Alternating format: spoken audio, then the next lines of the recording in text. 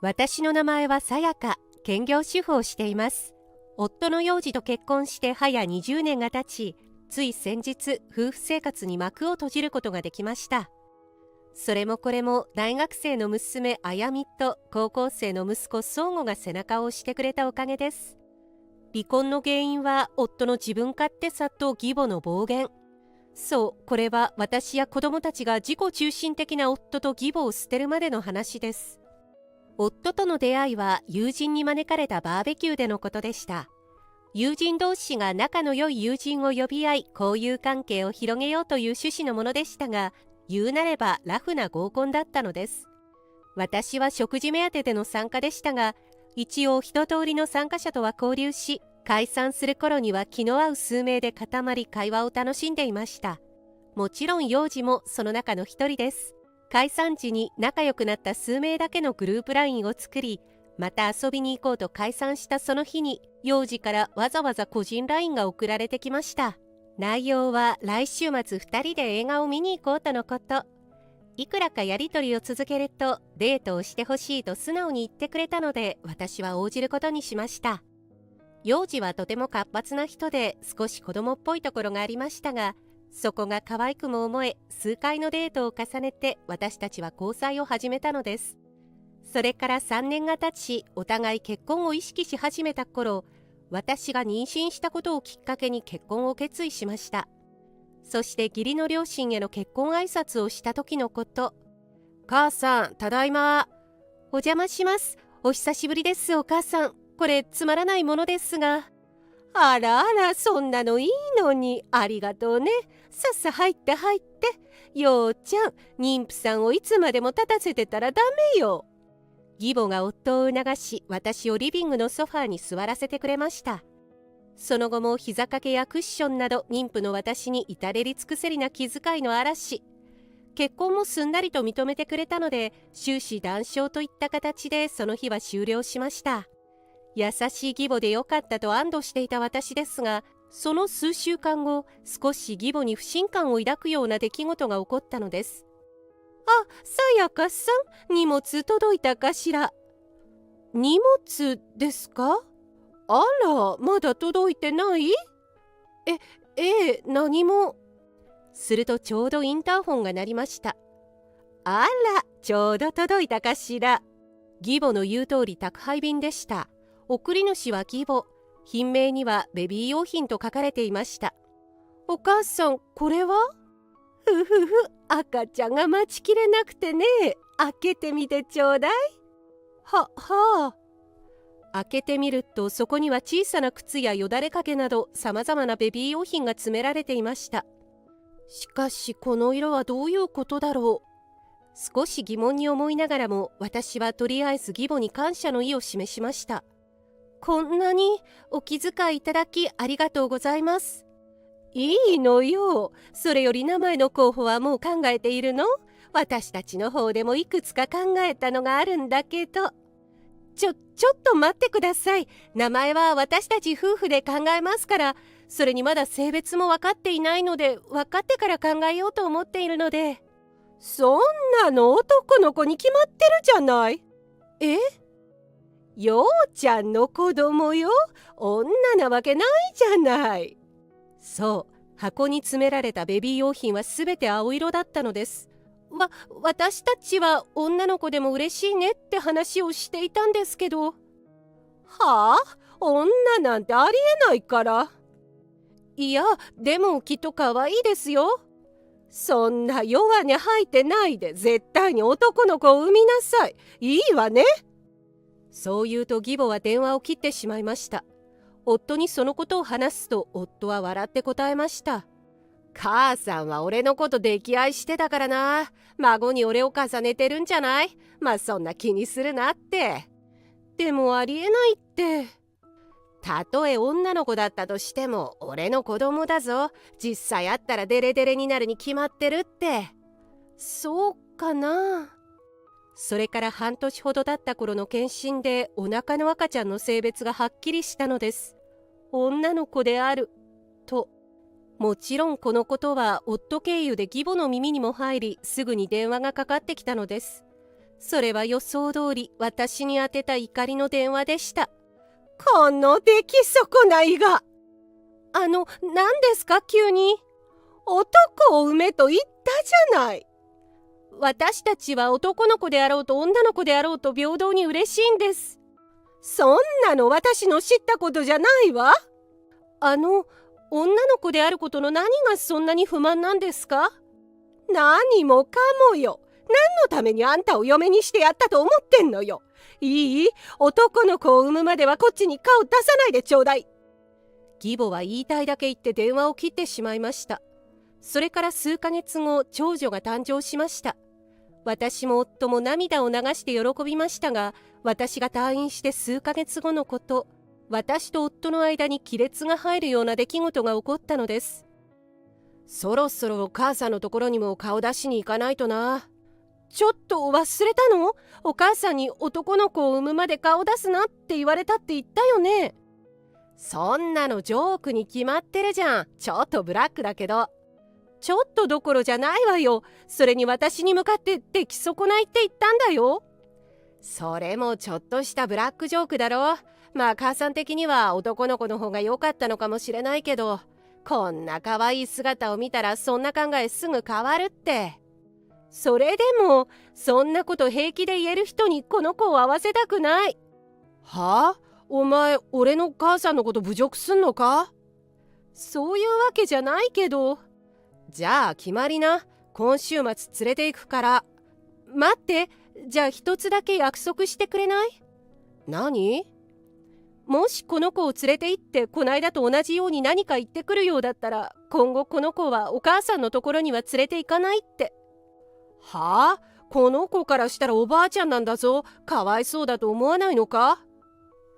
だからあなたの言う通り冗談だったらそれでいいの。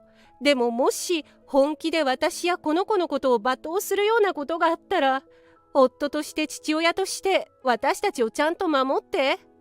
夫はしばらく黙り込んで何やら考えていたようですが、顔を上げるとニヤニヤと笑いながら高をくくったように言い捨てたのです。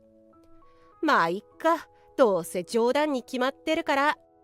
全く真摯に取り合ってくれない夫に苛立ちを抱きながらも、きっと義母はまた何かを言ってくると思い、私は当日に向けて覚悟を決めるのでした。そして週末、能天気な夫に連れられ義母の家に着くと、義母はもちろん妊娠当初のような素振りは一切見せませんでした。母さん、ただいま。あら、ようちゃん、おかえりなさい。お久しぶりです、お母さん。あら、あんたも来てたの？一瞬にして態度を変える義母。顔をしかめる私を見て少し焦ったのか、夫は義母の機嫌を取ろうと私から娘を取り上げました。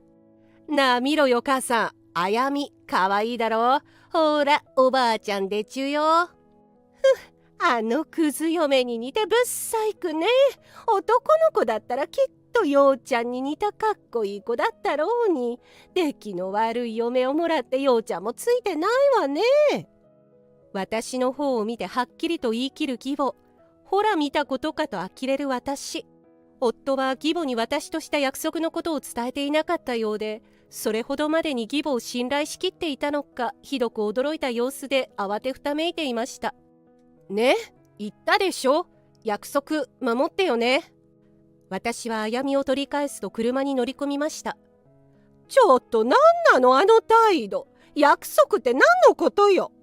待って、俺はどうすれば。自分で何とかしてください。そのまま私はあやみと2人で家に帰りました。夫はというと、その数時間後疲れた様子で帰ってきたのです。お前さ、もっと愛想よくできないわけ？あんなこと言われてできるわけないでしょ？はあ？お前にとってもお母さんなわけだろ？俺も協力するからいい関係を築いていこう。な？お母さんが私やあやみへの態度を改めてくれるなら私も考えてもいいわ。以来私は義母と交流を持つことはありませんでした。それから4年後、長男が生まれるまでは私は一切の連絡を取っていませんでしたが、夫はこまめに連絡を取っていたようで、息子を出産してすぐ義母が病院にまで訪ねてきたのです。私のかわいい孫はどこ？お母さん？あら、かわいい。やっぱりようちゃんに似てイケメンさんでちゅね。すると義母は消毒もせず息子を抱きかかえようとしたため、看護師さんが慌てて止めてくれました。何よ、私はこの子のおばあちゃんなのよ。急に来て何なんですか？あら、別にあんたに会いに来たわけじゃないわ。ちょっと、もう子供たちには会わせないって約束したわよね。それはあやみの話だろ。そうそう、男の子となれば話は別よ。そう言うと看護師さんの制止を振り切って無理やり息子を抱きかかえたのです。勢いよく抱っこされた衝撃で驚いた息子は大号泣。看護師さんが呼んだであろう先生や看護主任まで出てきて、義母は病室からつまみ出されてしまいました。その後私の口添えもあり、入院中義母は立ち入り禁止に。なんで母さんが孫に会えないんだよ。看護師さんからも説明があったでしょ。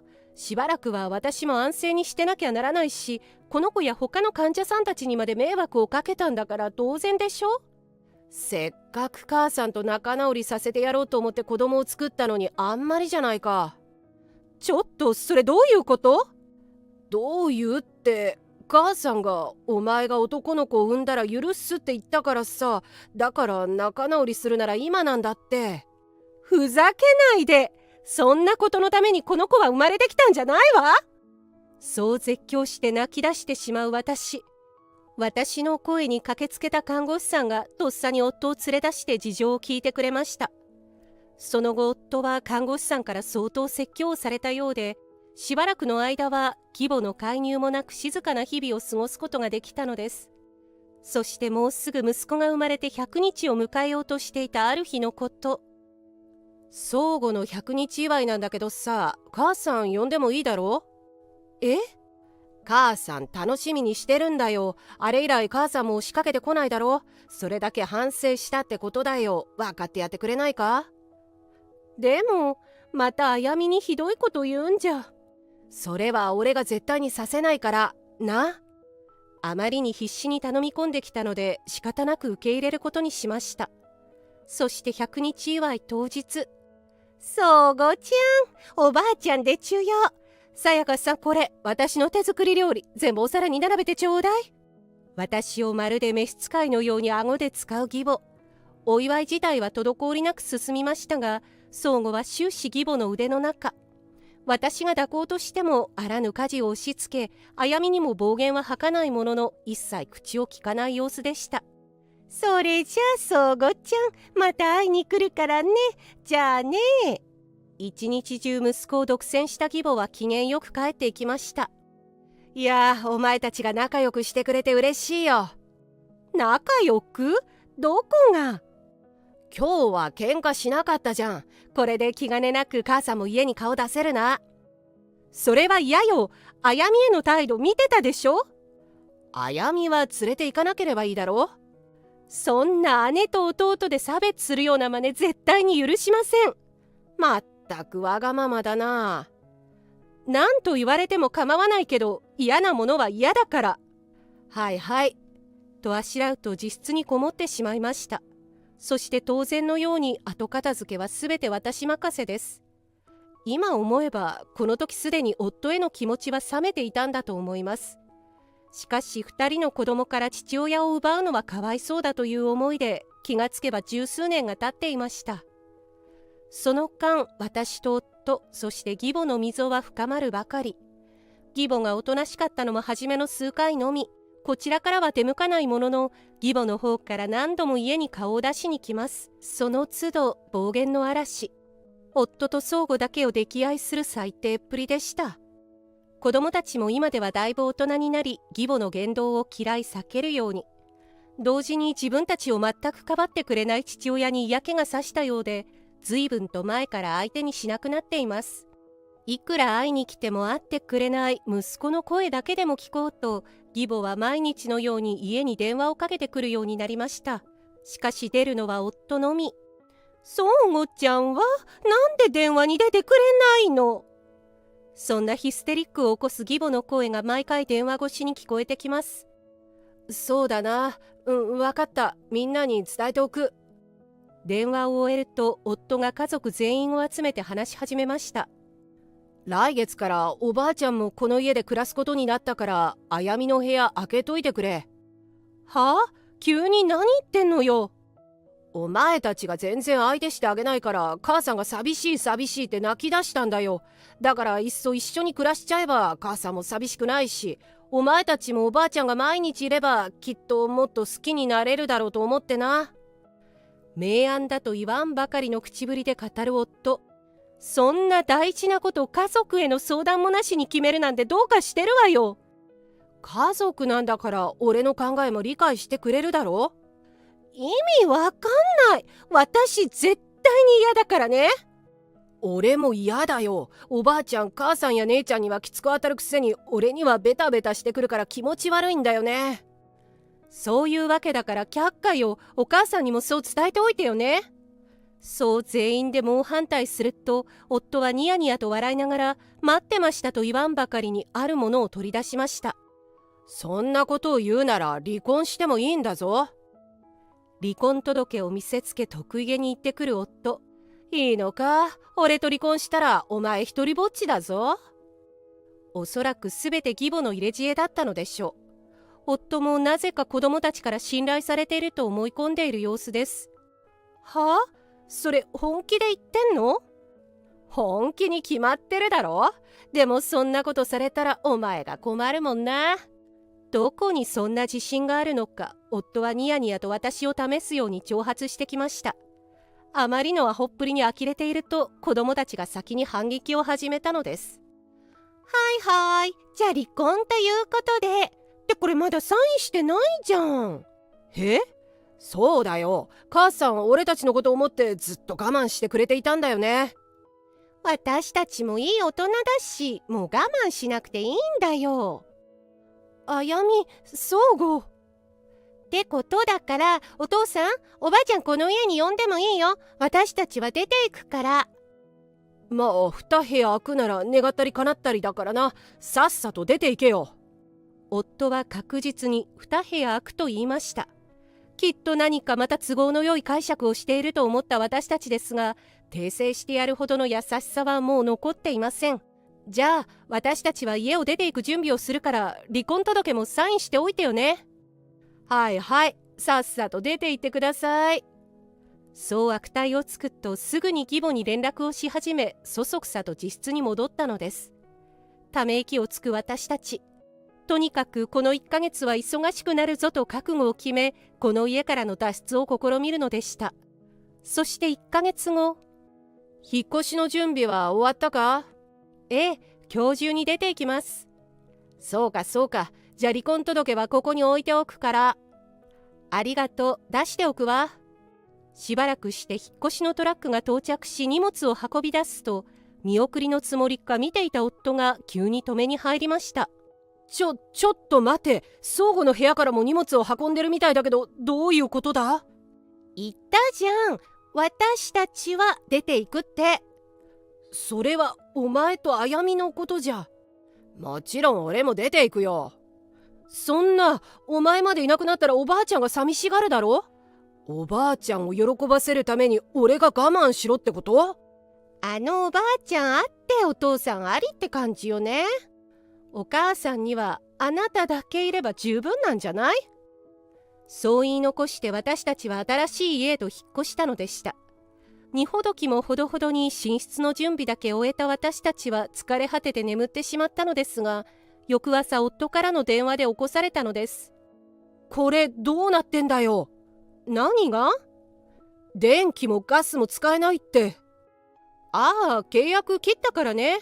今まで家計のほとんどは私の稼いだお金でやりくりしていたのよ。知らなかった？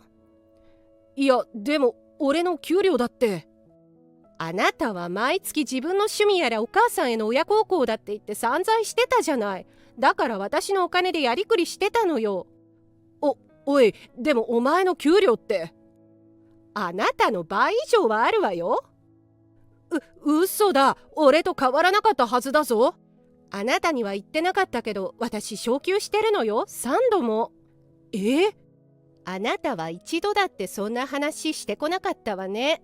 まあこれからは散財はほどほどにしてお母さんとつつましく暮らすのね。それじゃあ。待って。私は言いたいだけ言い切ると電話を切ってやりました。その後も何度も電話やメッセージが届いていましたが全て無視。